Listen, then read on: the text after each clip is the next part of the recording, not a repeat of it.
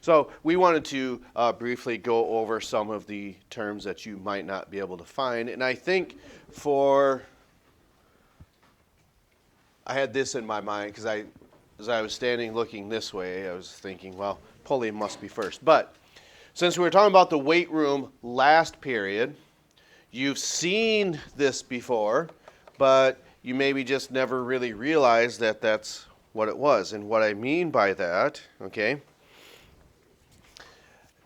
isn't there in the weight room you're pulling down on some weights like this, and there's a cable that goes up and around, and it's actually going through a pulley, okay? And a pulley is a simple machine, which means, okay, a side view would look like this, okay? Then if you're looking at it from the top, okay, this is what we're talking about. That cable would go through. Or the cable goes up and around like this. Okay? Does everyone know I think you work on your you're working on your biceps when you pull down. Okay? So you're pulling down on that weight, but yet your input force is going down, and then the resulting force, you're pulling those weights up. Now that's not part of our definition, but what I'm saying is you actually have seen these before and just never really realized that. And what about, have you ever heard of a serpentine belt before? Just tell me, what's a serpentine belt? The belt that goes around a snake, because that's what a serpent is. It has something to do with pulleys. It's for underneath the lawnmower. Can be. Run the blade. Okay, but that would just be one, well, I suppose if you have to engage it, but what drives in your vehicles, an alternator, a water pump, and maybe your power steering pump, I'm not sure on that, but what we mean, the serpentine belt, is something that does just that. It zigzags its way through, and there might be your alternators up here that's on a pulley, and then maybe your water pump is over here that's on a pulley, and then there's perhaps one more pulley down here. So that belt is circulating its way through this pulley system.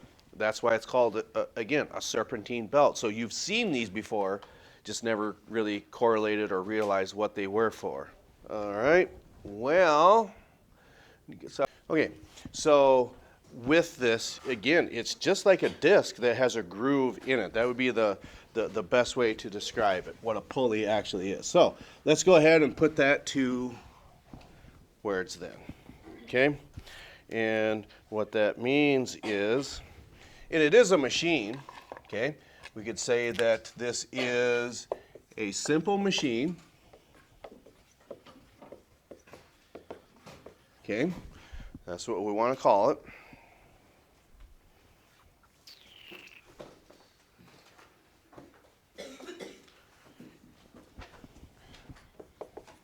Does it have to be a cable? No, because what do we talk about in the weight room? It can be a rope, it can be a cable, it can be whatever, I suppose you could say these belts are made of, some sort of vulcanized rubber, perhaps, okay?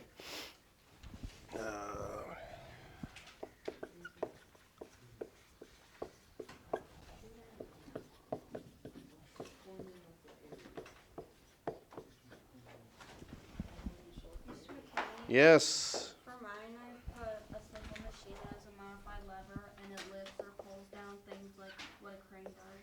Like, is that okay? Well,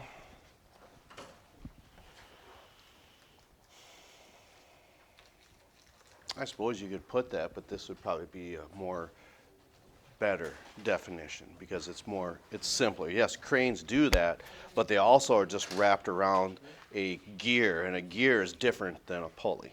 So that's why I think you'd rather want to put this.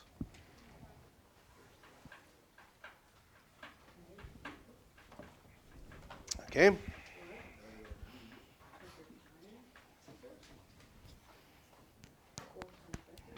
Okay, then you said inclined plane. We'll go ahead and go through that.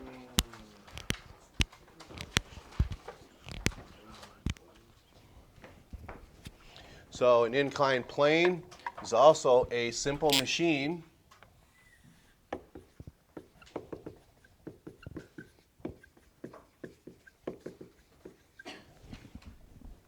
Okay.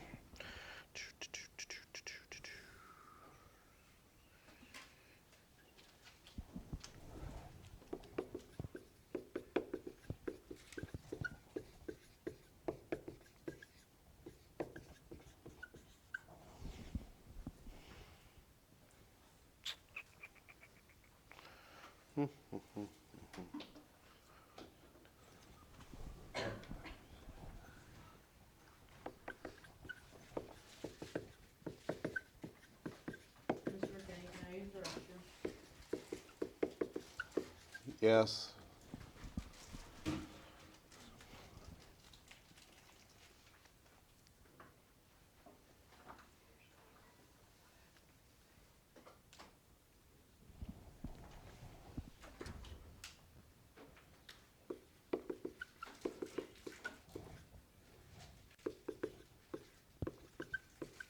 And it's similar to a ramp then. Okay, a simple machine that increases the force over the distance,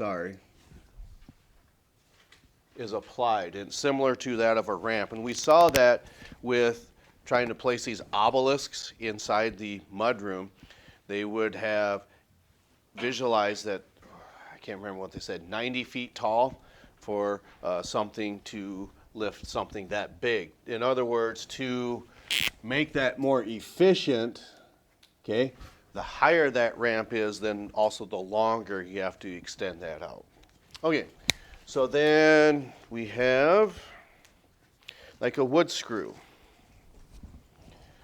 And what that means is we actually use those in your last project. And we've seen wood screws before, and it's kind of like an inclined plane, but what is wrapped around this? Well, you have grooves as well, okay? So then when we talk about this, a simple type of, I don't know what's the easiest way to see that, this wood screw here, okay? It's an inclined plane cylindrically wrapped around a post. That's how we'd want to describe that, okay? So we could say that is an inclined plane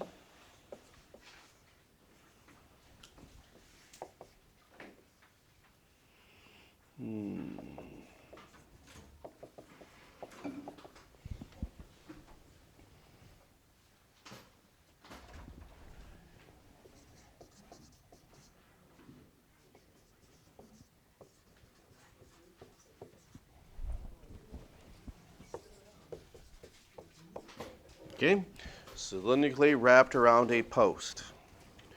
And then finally,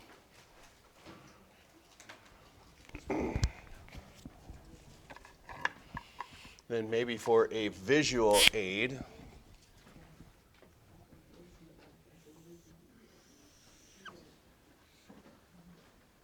that wasn't very good.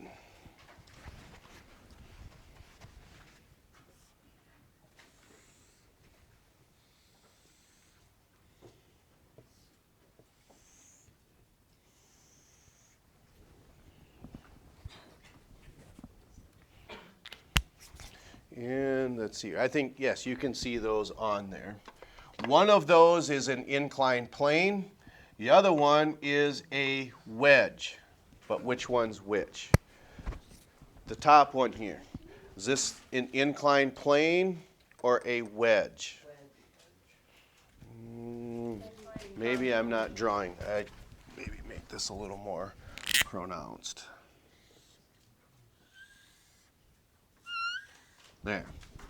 Now, what would that look like? The bottom one, is that the wedge or an inclined plane? Inclined plane. Yeah. It'd be a wedge, the bottom one, okay?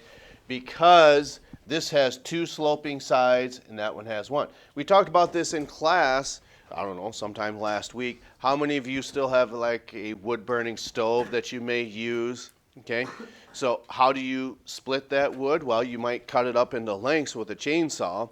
And yes, I know you can cut vertically with a chainsaw, but I would say that's probably pretty dangerous. You might use a log splitter, a wood splitter. You might even use wedges for that, depending upon whether you have it. That wedge then, there's two different ways. Either the cylinder maybe pushes a wedge into the wood. That's one way you can do it. I've seen, because we used to have a wood splitter like that. It's a wedge that you push into the piece of wood, and it's got two sloping sides to it.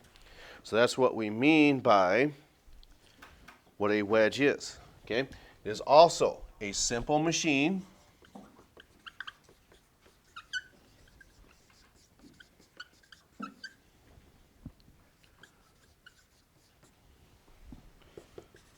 You could say that is similar to an inclined plane.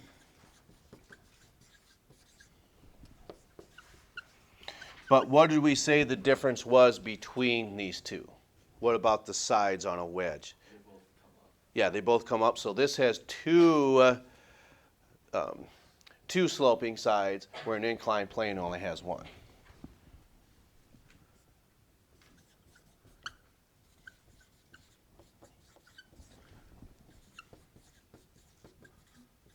So a wedge then has two sloping sides.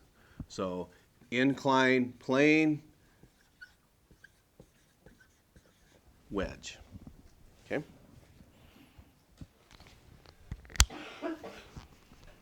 All right. So that leaves you with about 30 minutes. You have a paper that is due tomorrow. You have these vocabulary terms that are due tomorrow. So I would expect, I'm walking around, I would, just to be curious, how many of you have your vocabulary done? There's some terms, hopefully it's more than what we just wrote out, but of course, no need to panic because you still have time to do these. You still have time today, tonight, and tomorrow. Is there anything else you would like to add? Front row, any questions moving forward for today and tomorrow? Okay, front row here. Any questions? Other than I was gone for most of yesterday and for the marathon and whatnot stuff, I don't know if we did that the day before. Okay, well, we probably have a recording on there, so you can look at that, and you have time to work on that today. Okay, front row, right side. Okay, we're good. Middle. No questions, or we're not good? Okay. We're okay. Okay, left side, middle. We're good. Back corner. Okay. Then, okay. And back corner. Okay. So that's all I have. The rest of the time is yours to complete this, and these are due tomorrow. Catch up to you next time.